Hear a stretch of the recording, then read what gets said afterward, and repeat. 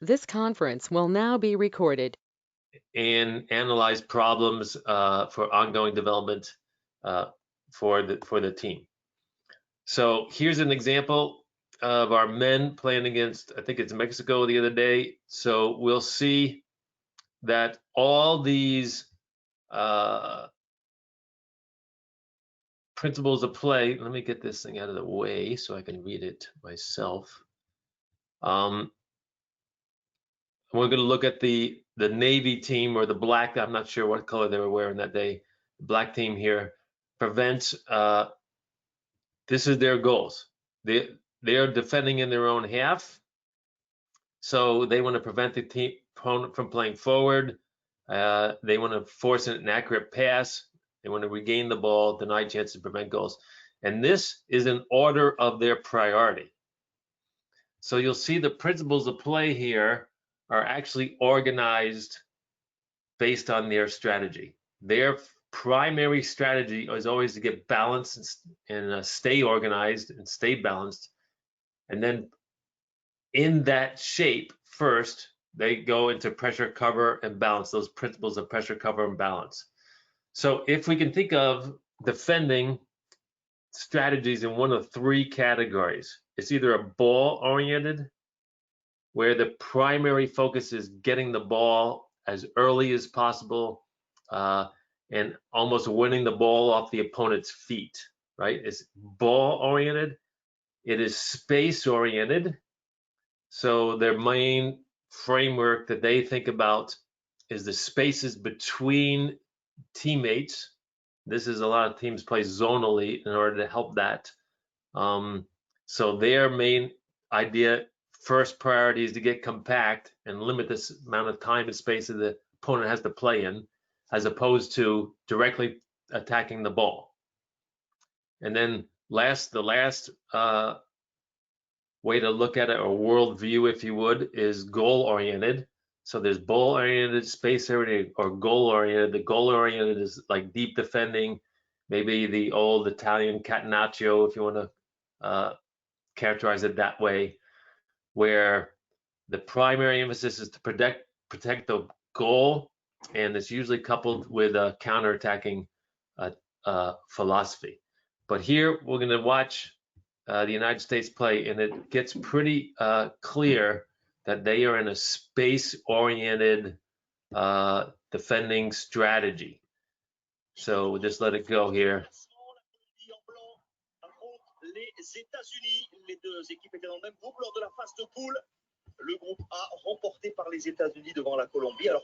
So you see, even that they get to put pressure on the ball, but they're not getting so close. Oops.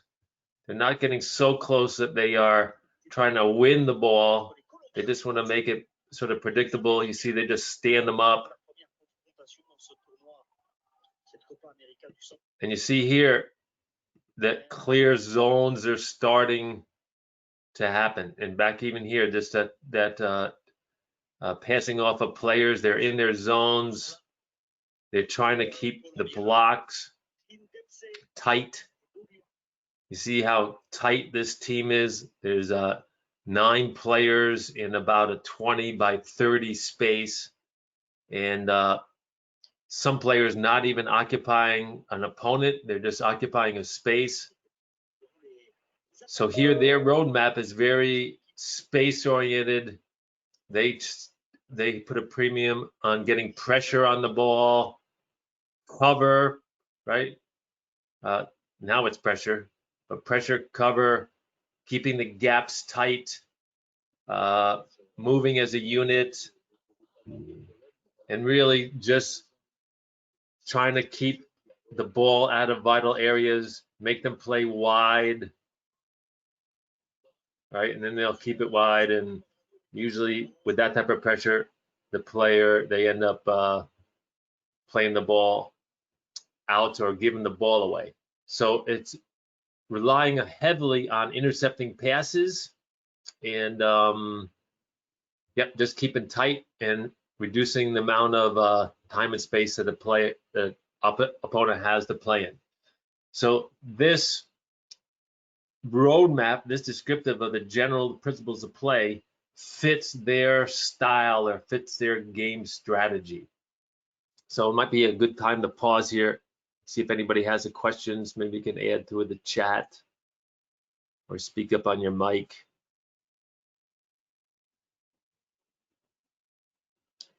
Hey Jeff, Okay. I got a question, sir. Yeah. Thank you for your time. First off, today we appreciate it. When you're teaching these three types of defending, ball, space, and goal oriented, when you're dealing with the younger kids and getting them involved with the game early, is there maybe a preferred way to go about that first? I mean, is ball oriented the natural way to go about that? Yeah, I think it depends on what age I think you're talking about. That's a very good question. If you want to go all the way down to the under sixes, under eights, under tens, since they're so egocentric and concrete thinking, really in their brain that they're able to think about, there's only one option. It's ball oriented. And in fact, if you go all the way to 6-year-olds, you know, a 4v4 game is really like a 1 versus 7 game. They're stealing the ball off their own teammates. So I think at the very youngest age, teaching them, you know, getting things like getting goal side of the ball of the person that they're marking, just good 1v1 defending mechanics. It'll be a very, very pronounced ball orientation. But I think if the club is doing their job, they have a plan how to implement this over the course of their influence, if you would. So if we have under sixes all the way to under 19s, that could change as you get older, but the style is dictating what the emphasis are and when things are being taught, their commitment to their style of play. And we'll take a look at a different style here, identification, in a second here, just to show the contrast where things might change. But I would agree with you, it might change over time. I think the very young players, you know, like 10 and below, have a very difficult time thinking about any type of space, collective defending, because their brain is not able to handle thinking about what other people are thinking. But I think around 12 years old, it can start to change to being a space oriented. And that's when I can start introducing ideas like balance and compactness, because it's all about where do I fit in a bigger picture. So, yep, clubs have to figure out what each age and stage the player is able to handle and incrementally teach these things. And so perhaps this list here obviously is going to grow as we get older and as players mature. Does that answer your question? Yeah, fair enough. Thank you very much. Okay, any other comments or questions or?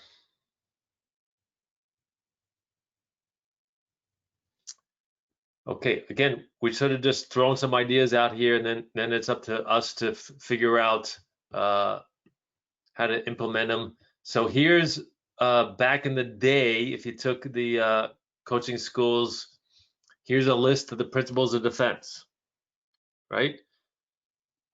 So you see here right away this list, and this is, I would say, this is in order of priority. So in a timeline, this would be, the clock would be ticking, and this team would be trying to implement these principles as the clock continues to tick. So you see, this first priority is now a ball-oriented strategy, if you would, a ball-oriented roadmap or worldview or style of play, right? Their first commitment here is to win the ball back as quickly as possible, right? As opposed, if we go back, this roadmap here, The pressure is the third thing. So their first action, if you would, is to get balanced and stay organized, get compact, right? Stay balanced, stay organized, and then pressure the ball. So this worldview, or this strategy or style of play or club DNA, some people say, has a different priority, right? So I think as directors, we have to decide what our preferred way of playing is, and go and teach that. And this drives basically our lesson plans, our objectives that we set it about in the in our periodization when we go to teach it over, the weeks, months of the season, or if we ever get to teach again.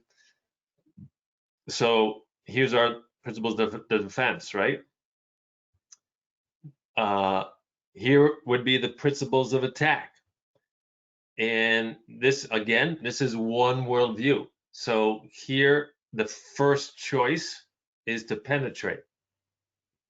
And if we can't penetrate, then we possess. So do you see that this would indicate a certain style of play? Now just pause it a little bit to help give us time to read it over.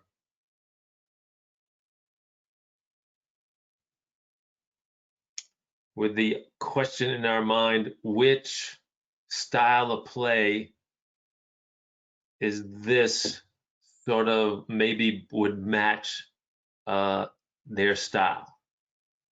I think this would maybe could be classified as a proactive attacking style. I'm maybe not going to go as far as saying it's a direct style, but I think for sure it would fit a direct style of play, where if a player has the ball and has a decision to make, they could choose between two things. They are going to go with the longest pass, right, first, or they are going to, when they get the ball, their first priority, they're trying to find a player in advanced positions. Where a team maybe more like Barcelona, maybe, or maybe Brazil, although it could be argued that Brazil plays forward as quickly as they can, maybe these two things would be flipped, because their worldview, their style is, we're going to look to keep the ball and possess it and break down the opponent in small groups at a time. It's not a possession-oriented attack, because both worldviews, the direct and indirect, both by definition are possession-oriented. Is what type of possession are they having, right? So this might be a roadmap for a proactive type of attack. Maybe a lot of people say that Liverpool plays this way now, okay? Or the women's national team plays this way. They look to go forward quickly when they can, and then when they can't, they go to circulate the ball and try to break down the opponent in small groups. All right. So once I establish what my style of play is going to be,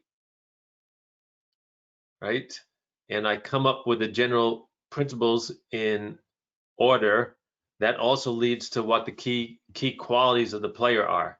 But you'll see here's another roadmap, if you would, right?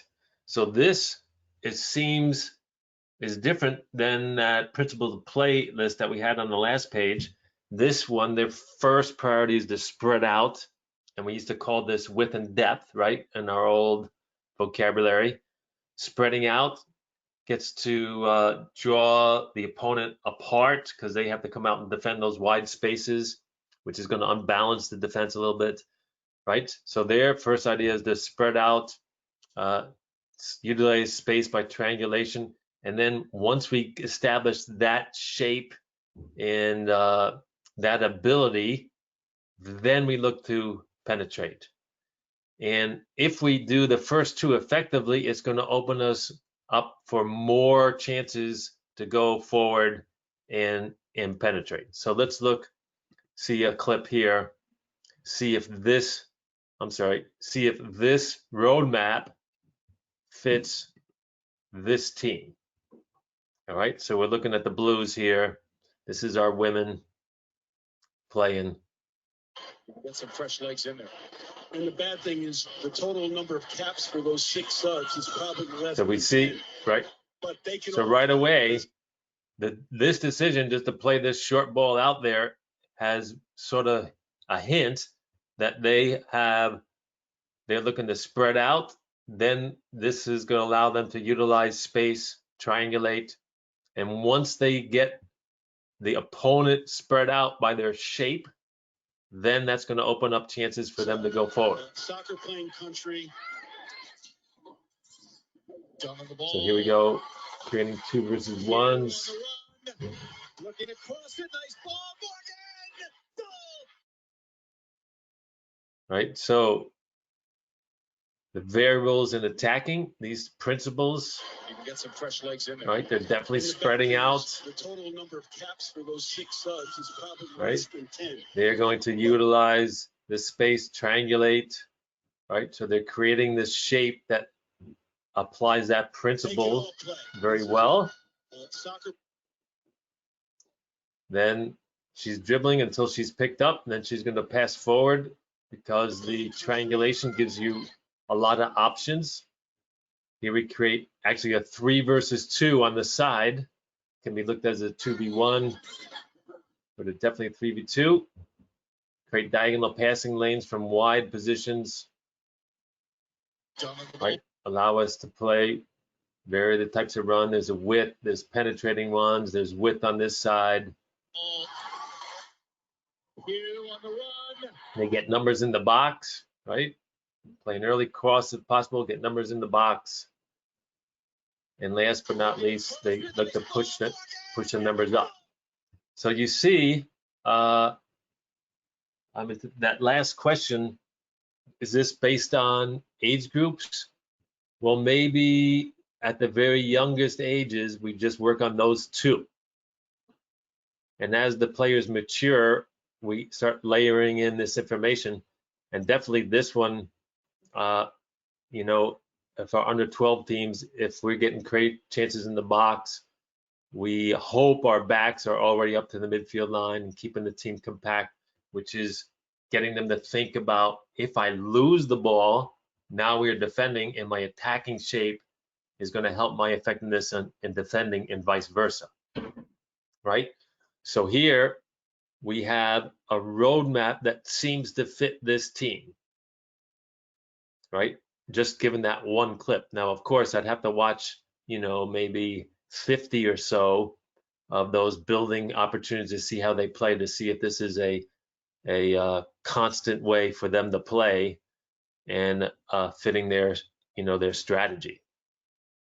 All right, let's pause again. Any questions about that so far?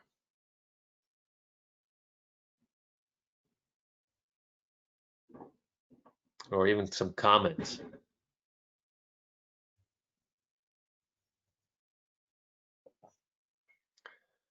All right, so we see that in essence, once we determine what our style or our primary strategy is going to be, once we determine how we are going to implement that style, which is what the team tactical principles does, now this gives us our curriculum for the team, right? We need to work on these things. And if we lend clarity with the 5 W's and, you know, what part of the field are these things? Does it look different in the back third compared to the front third? I know some clubs break the field into 16 different zones. So they'll talk about, hey, when it's on these wide zones, this is how we apply these principles. Yep, so it's up to you to decide how to put it all together and to come up with your own vocabulary so there's consistency in your club, so that Now, as they progress through your ages and stages for the teams, this is just continually built on and is a common language, a common structure even, and it's you can build on it through the players, career through the years. So here's again the defending roadmap, possibly, right? Again, a certain worldview, right? This one is a space-oriented one first, and then pressure comes later. Sometimes people have those things reversed, right? And then your team tactical principles should be matched with your key qualities, or I should say the key qualities of players should match the team tactical principles, right? So if this is different, if, for example, pressure is first for you, if your worldview on your club is to put pressure on the ball immediately, very similar to what Barcelona does, right? They have that 6-second rule. They try to win the ball back in 6 seconds. So you'll see them play. They are swarming the ball with numbers. Their attacking shape helps them do that because they have close support, right? Their attacking strategy is a lot of short passes, breaking opponents down one area of the field at a time, using a lot of combination play, right? So they try to keep compact in the area of the ball and attacking. Well, that's going to help them apply immediate pressure because they're outnumbering the opponent when they lose the ball. So perhaps their key quality in defending, maybe number 5 here jumps up because that takes a lot more energy, a lot more stamina to be able to play that type of a game.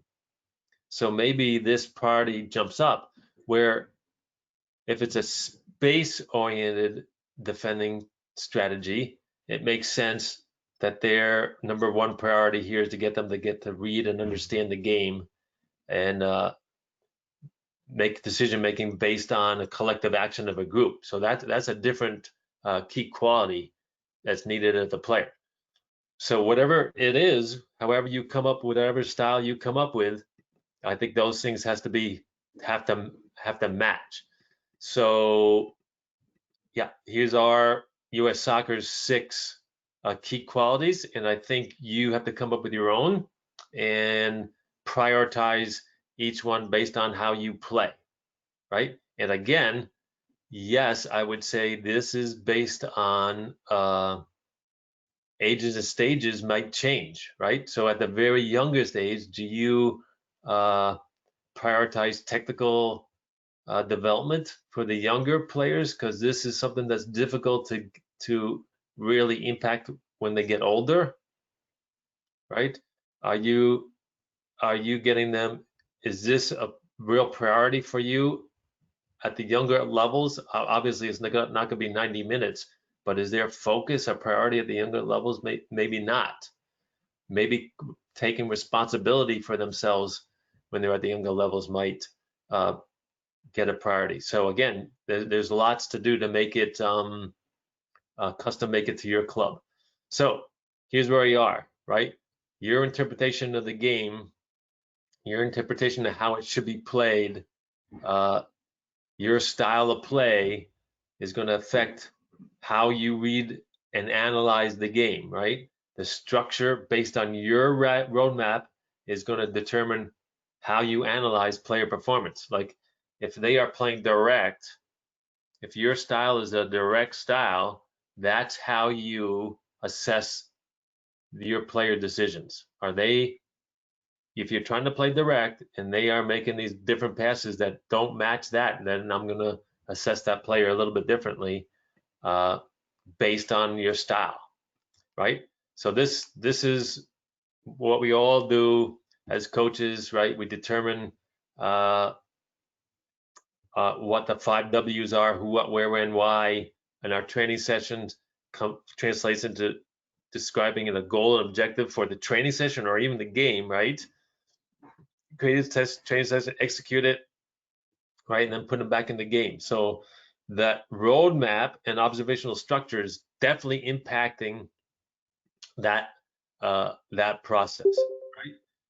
So here's just two different style of plays, and I think I got a notice here that somebody was recording that, so you can go back and look at this in more detail. But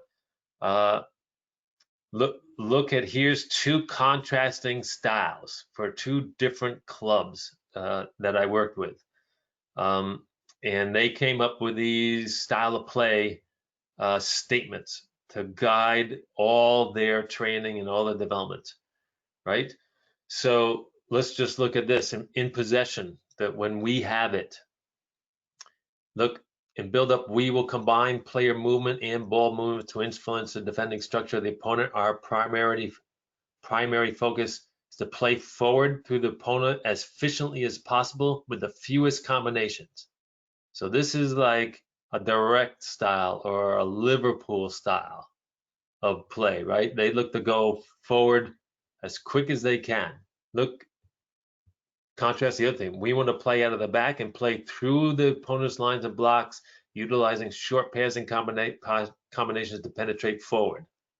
Contrasting styles. This is going to impact how you prioritize your principles of play and what key qualities you're trying to develop as a player in the players. So here's a couple of questions I got to think. Could you, at the youngest age, have this priority?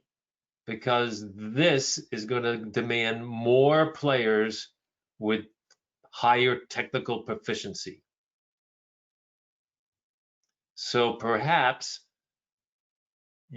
could you start out developing players this way? Because if they can play this way, they can easily learn to play this way, the more direct way. But if I'm training them at an early age to play direct, I think it's harder to get them to be able to play the indirect way. So that's why you guys make the big bucks if you're directors, trying to figure out that, right? And also, it might depend on what your worldview of the game is.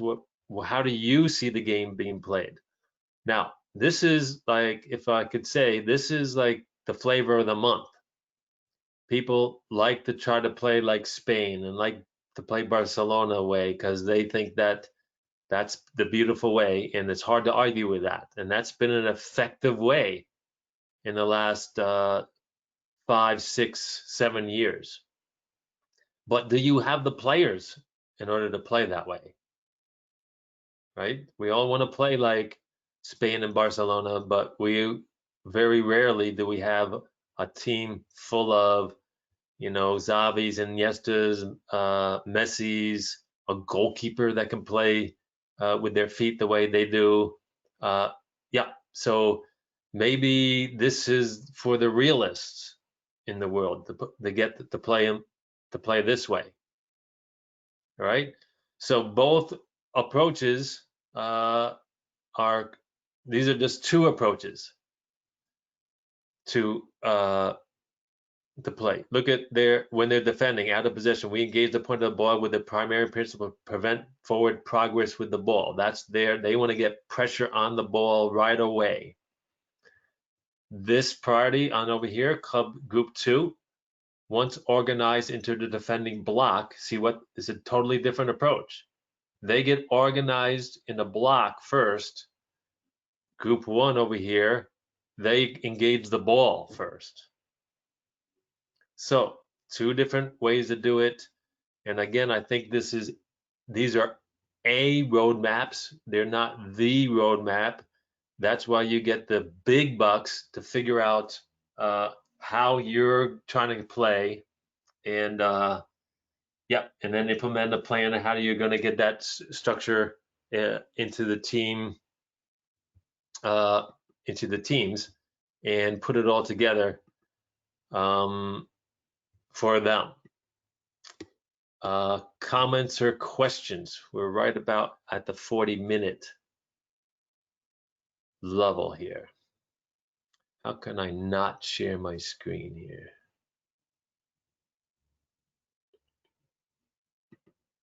What does that do?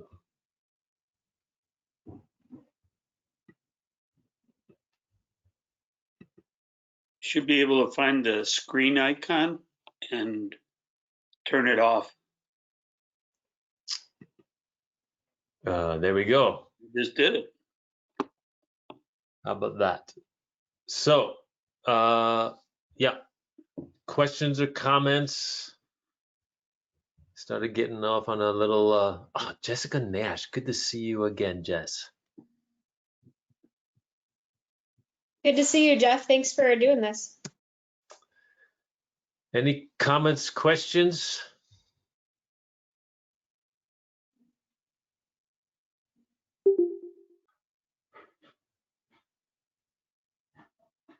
Okay, I'll just leave you with one. I have one question for you, Jeff, that I think, maybe people weren't, or maybe it's because I don't really think really well.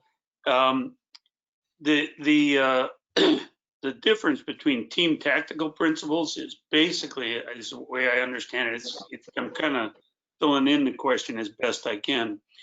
Is you're coupling the players you have with how you want your team to play. Is that a correct assumption? Yeah, I think that's a good paraphrase. I think as coaches, we all have to have a balance between our vision of how the game is supposed to be played, especially at the youth level. You know, for sure, our vision should drive our style, our what we prioritize in training. But it has to be, I also have to be a realist too. So sometimes I have to say, well, look, these are the players that we have. Is it possible to play that style? And then I have to make a decision. Okay, if the answer is no, then how much of a commitment am I going to make to training? And I'm going to have to put the results on hold there if I really make a commitment to training. And then that comes with it. I've got to give a lot of education to the parents and the players so that they're patient, because we know we might be losing some games, right? So, but yes, for sure, those characteristics are tied in with the principles, and I'd like to say everything needs to be cohesive, right? The style needs to fit working from the right to the left. The qualities of the players need to fit the principles. The principles should fit the game strategy. The strategy should fit our overall style. Should be consistent. Oh, thank you. Anybody else have any questions? Hey guys, this is Shannon Smith. Jeff, thanks for coming on. I feel like the roadmaps was one of the more valuable resources that has come out, but it's just adjusting our eye, to how to read it. So I really enjoyed this presentation, and in the end, like just where you were getting at, I think when we look for identities as a club, it is so tempting to, as a fan of the game, what you like to watch, versus as a teacher of the game, meeting the players where they're at, and still keeping integrity to your philosophy as a coach. But it's definitely one of the resources for our club, with North Shore United, that we're looking at. Who do we want to be? How can we be nimble as coaches to adjust to our players? And I just think the roadmap's been really well received by a few of our staff members who are intrigued by it, interested by it. So I just thanks so much for coming on and giving a more in-depth version of how to read them. I really enjoyed it. So thank you so much for your time. Shannon, I have a question for you. Have you come up with your own roadmap or for your club? And what was that process like? Did you look at other roadmaps that other clubs had, or the ones that US Soccer had, and use that and manipulate it? Or you just sit down cold turkey with a big long meeting and say, what do we believe, and produce it out of scratch? Yeah. It's interesting. I think with this pause with COVID, it was a perfect time to stop and look at who you were, because there's sometimes the things we push off, because we're racing around so much. So we came back and actually used the profile as well of a coach and what your expectations are like within the 6 tasks. So we went and used the 6 tasks and the roadmap. The roadmap we haven't tinkered with necessarily to create our own resource yet. The 6 tasks, we have a North Shore version now. We do have it within our philosophy of, what do we want to look like in these different moments in the game. But I think what we started to have a reality check was you have to be nimble as a coach to work with the team you have. So if you've got big man up top and you can use them as a target forward, it might not look the same as if you have 3 small playmakers who we got, so it's meeting the players where they're at and teaching a couple different styles. So we haven't created our own North Shore hard copy like resource yet, but the discussions have been fantastic, and I'm a little more involved with the coaching education side, so I've been sharing some of those resources as provoking conversation. But the 6 tasks were really well received.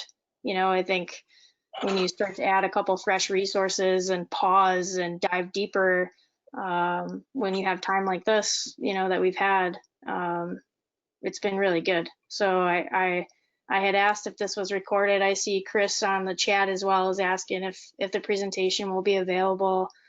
I think, for people who couldn't make it, this is a great resource to replay as a small group even, and pause and what does this mean for us in our club at a couple of those different slides. So not quite yet, but on the way. Yeah, Yeah. I think Shannon, I think we recorded all but the first slide. Yeah. yeah, you can go to a dictionary for that one, right? Yeah. I think the clubs that I'm involved with and even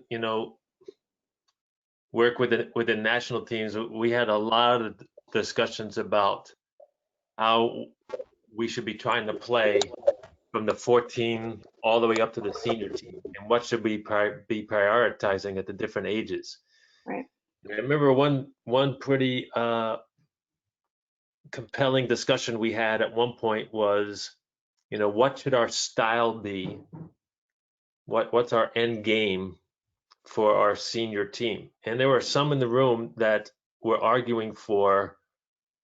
Now, this is going to sound a little wacky, but just bear with me here a little bit. Is it given the complexity of the game and how tactical the game's getting and how so much more parity in the women's game now internationally? Yep. We felt our best style is that we have no style. We don't have a style. And by that, we mean that we can. So a style to me is a preferred way of playing. We have a DNA that on a day when we think things are going well, we're going to look the same way always. I'm almost going to use the word arrogant there, saying that, hey, our style, we think we do it better than anybody else. In our style, if we play it well, we can beat any other style. So a couple of us thought that that's not going to allow us to win in the current state of the game. What's going to allow us to win is if we can change better than everybody else, because players now are more able to play different positions. They're able to play different systems of play, and our effectiveness is to be able to adapt right in any game, be able to adapt. And we saw it with the women in the last World Cup. Who would have thought that we would have to play with 5 backs and bunker in to get that result against France? Right. So are we abandoning our way of playing? I don't think so. If we have a style of play that is adaptive and it's situational, that's our style. We can adapt to any situation that's thrown at us. Well, if that's our style, then that's going to make training incredibly diverse and interesting. We're going to have to train to play direct. We're going to have to train to play indirect. We're going to train to play deep in defense. We're going to have to train to play high. So that's our style. We're able to do it better than our style is we're able to change. And if you ask the German coaches when they won the World Cup for the men, I asked them, why did you guys think you won? Their response right away is, we were able to change better than anybody else and show more different ways of playing than anybody else. So when they walked on the field, the opponent had no idea how they were going to play. I think that is a position of strength, and I think it fits our culture here in the United States, because this is the land of the, I know it's a big debate these days, but in general, it's a land of the free. Hey, you got an idea, you can improvise, you can use your own creativity and ingenuity and figure out a way to do it. I think it fits our culture. Jim, what do you think on that? I think it does, and it brought up another question to my head. I think there's two ways to look at it. You make your style so good that everybody has to adjust to you and they have trouble, or you're able to adapt your style and beat other teams with that adaptability. So I think it's a very reasonable way for our people to look at it now. And I think that probably that it really demands a really, really high level of the ability to read the game by the players, so the key qualities of your players, that has to be number 1, 2, and 3 probably with this. Yeah, I can't agree more. But to me, it fits our society, and most of the players that play soccer in this country, it's still it's an educated group of people. They're usually well educated and can think. But I think you're exactly right. It's be able to read the game. And given that, then our coaching has to be cue based. Correct. We hear this script all the time. We would hear the script, when you see this, do this because of this, that CAR, an acronym, cue, action, and reason. So yeah, it makes me, I use that word comprehensive and cohesive. That style is going to require certain key qualities of player. Certain principles are going to have to be emphasized. Yep, and it's going to have to fit our strategy. So yeah.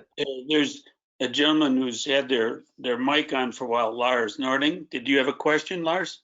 Yeah, sorry, I didn't mean to interrupt. Question. No, So thank you very much. I really appreciate.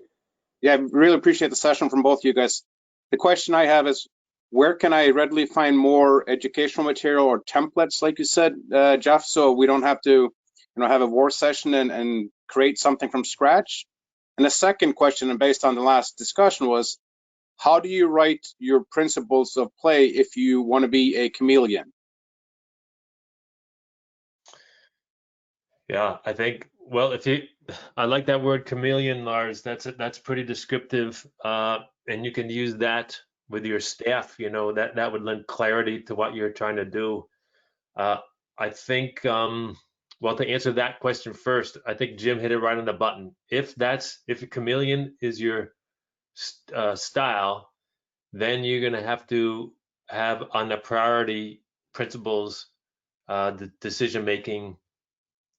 Being able to read the game is going to be a very high priority, and that's going to have to start, at the under 10, under 12 level as you develop players. A lot of your coaching is going to be, like I said, cue based, and discussions with players.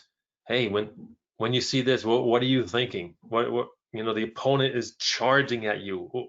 What is that telling you to do? That type of thing. And as far as resources, one of the things, well, you can use the US Soccer template. I think it's got all the principles in there someplace. So I think you got one or two things. Use the US Soccer template, put it into your own words and vocabulary, because maybe you have a different vocabulary in your club that means different things. And then all you're doing is taking, with one club, what we did was we printed the US Soccer roadmap out, and we cut it out with a pair of scissors, literally those like 10 principles of play, and then we moved them around up and down, and we had a discussion in a room, said, hey, which one goes first? And we were moving them back and forth, and why, why is it first? Well, wait a second, what's our strategy, what's our style? That doesn't make any sense to have, so we were moving it back and forth. Also, one exercise I did, I literally went on a search engine, I forget which one I was on, and just typed in soccer style of play. And there was lots of resources. And if you look on club websites, a lot of clubs, they post on their website what their style of play is as a way of like advertising for potential clients, if you would. It's like, hey, here's our style. So if you're interested in playing this way, come join our club. So, yeah. Thank you. Could you repeat your CAR acronym again? Cue, action, reason. Reason, yeah. That's that in itself is worth its weight in gold for reading a roadmap. Yeah. And that cue, action, reason is an acronym. Am I saying it right? Yeah.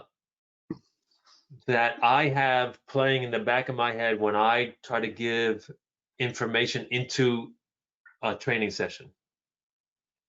So either in coaching in the run of play or during a natural stoppage or during a freeze moment, there's a little script that I use. So, and it doesn't have to be in that order. Right. So I see myself, we talk about planned interventions, hopefully you have in the back of your mind, you've designed this training session, you know what the players struggle with, you're looking for this key moment for them to recognize and impact their play. So maybe you freeze play when a player forced a pass forward into pressure. They're given the ball, classic youth ball, where they try to cram it through 3 defenders and we only have 1 attacker up there. So you jump in, you say, stop, stop, stop, so freeze. You can jump in and give the reason first. You can say, hey, we are trying to get behind their back line. That's the reason. That's the why. That's like this, what the strategy, the objective of the session is. We're trying to get behind their back line. So when we see they have outnumbered our forwards, we have to try to go in a different place. So instead of going forward here, because you see 3 defenders, 1 attacker, look, over on that side of the field, we have 1 defender and 2 attackers. So that's the cue to switch play. And here's how we do it. And we just go through, rehearse it. And I can be short with my words, and that coaching point could last 30 seconds. Using that cue, action, reason, an acronym. And I can mix it up. And maybe I can just do the cue and the action. Hey, when you see this, do this. Because you've been saying what the reason was all session. So I found it to be helpful thing to keep in the back of my mind, to keep me on track, keep the points short, concise, and really focused on the important things, especially since we're trying to develop this decision-making attribute in the players. That's a key quality that we are after. So I found it to be pretty helpful. Thanks. Jeff, I know we're at the end of our time that we proposed, but I have one more question in here that I think is a really good one. It's by some kind of goofy guy. Oh, Craig Carlson. Great stuff, Jeff. Big moments for clubs is just looking at some of the differences when you're in the different numbers of players games. So the example is he gives his U12 versus U16, the playing 9v9 versus, or as opposed to 11v11, I believe is what he's thinking of, Can you comment on that? Yeah, I think to me, even in a 9v9 game, and Craig, you'll have to chime in to say if I'm answering your question right. I'm sort of maybe going to interpret it one way and might be what you were after. I think the principles of play, the constants, right? Pressure, cover, balance, improvisation, mobility, possession, penetration, support, all those things, right? Those constants are in every age group. If you look at any age group, those principles of play, when you watch the game, you can say, oh, look, there's width. Even in little kids game, 4v4. So you might say in a little kids game, 4v4, oh, they are not getting wide. They're not spreading out, whatever roadmap you use. And that's why they're not successful, which is true for the little kids game, right? It's just a big blob going around the field. And so the principles stay in every game, no matter what the form and no matter what the numbers there are. What changes is what we consider to be good enough as coaches. So for an under 10 team, 77, is that what they're playing now? I think it depends where you are. Maybe they're not, the under 10 coach isn't as concerned with balance in defense as an under 19 coach. Right. They're going to be really happy if they get good pressure on the ball and maybe one person covering in cover in case the pressure is beat.